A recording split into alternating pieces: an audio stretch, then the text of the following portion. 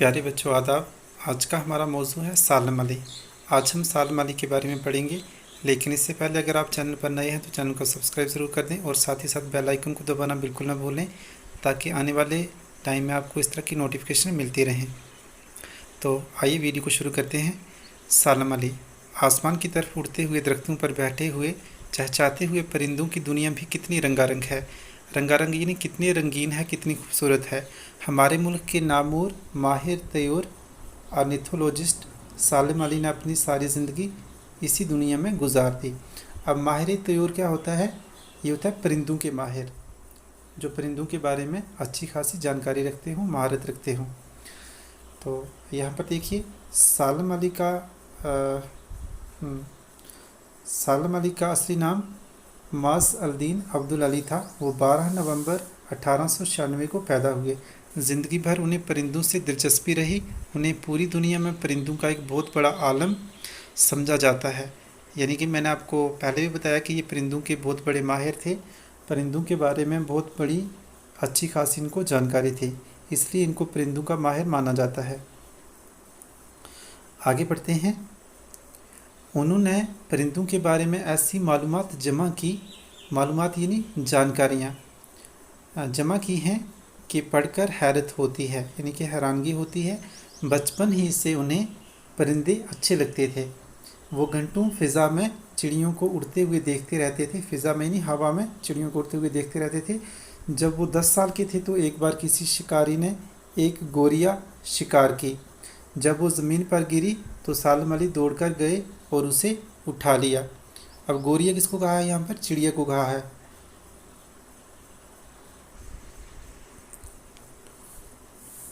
उन्होंने चिड़िया की गर्दन पर एक पीला धब्बा देखा। वो दौड़ते हुए अपने चचा अमीर अल-दीन तैयब जी के पास आए और उनसे पूछने लगे कि ये कौन सी चिड़िया है।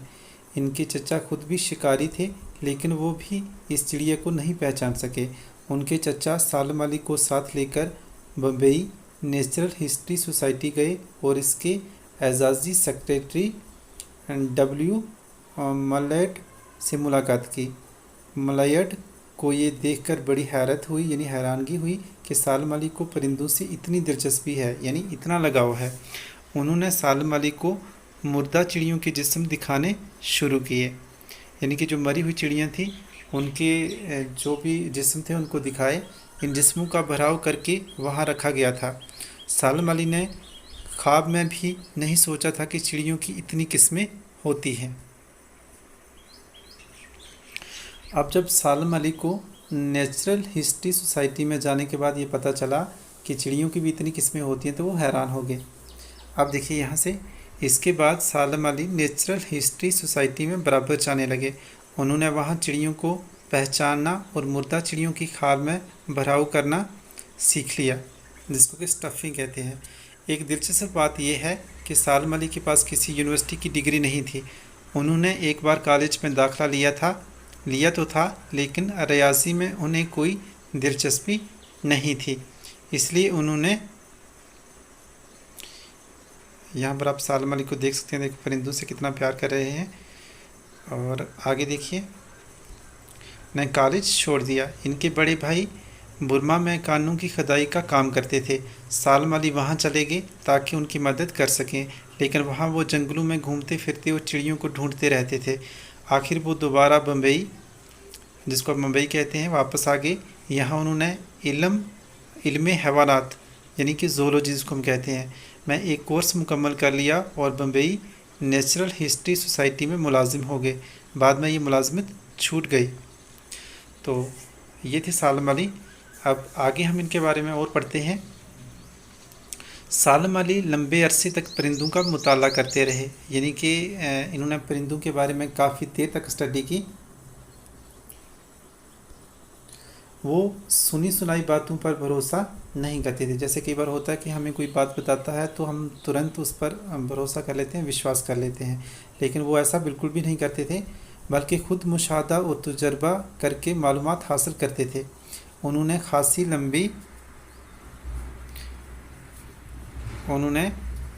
लंबी मुद्दत तक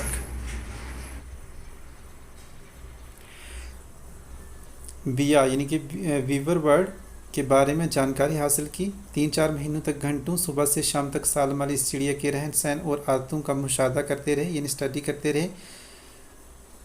1930 में उन्होंने अपनी मालूमात को किताब की शक्ल में पेश किया। इस किताब से पूरी दुनिया में उनकी शहरत फैल गई, यानी कि परिंदों के बारे में इन्होंने जितनी भी जानकारी हासिल की उस सभी जानकारियों को एक किताब में इन्होंने लिखा, जिसकी वजह से पूरी दुनिया में ये मकबूल हो गए, मशहूर हो गए। शहरत कहते हैं मकबूलियत को, मशहूर होना।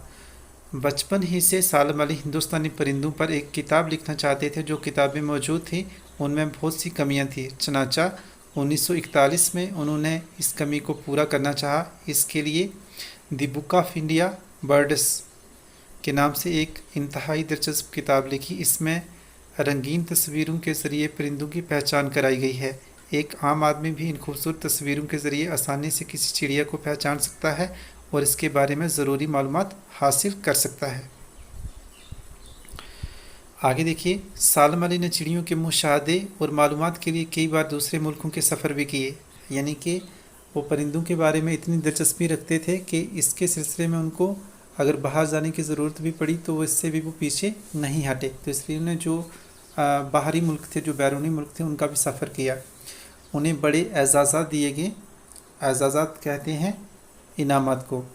इनकी खूब तारीफ़ हुई, डिग्रियों और इनामात से नवाजा गया। पूरी दुनिया में इनकी खिदमत को तस्लीम किया गया, यानी कि जितनी भी इन्होंने परिंदों के मुतालिक सेवाएं दी हैं, जो खिदमत दी हैं, उसको पूरी दुनिया में तस्लीम किया गया, यानी कि माना गया। हमारी हुकूमत ने 1958 में सालम अली को पद्म भूषण का, फिर 1976 में पद्म विभूषण का एजाज़ दिया। ये हमारी हुकूमत का दूसरा सबसे बड़ा कौमी एजाज़ है। कौमी एजाज़ यानी नेशनल अवार्ड। 1987 में सालम अली का इंतकाल हुआ, यानी कि उनकी वफ़ात हो गई, उनकी डेथ हो गई। इनकी मौत से परिंदों ने अपना एक गहरा और सच्चा दोस्त खो दिया है, जो कि परिंदों के बारे में काफ़ी दिलचस्पी रखते थे। इसके बाद हैं कुछ अल्फाज मायने, तो इनको हम देख लेते हैं। सबसे पहले यहाँ पर लिखा हुआ है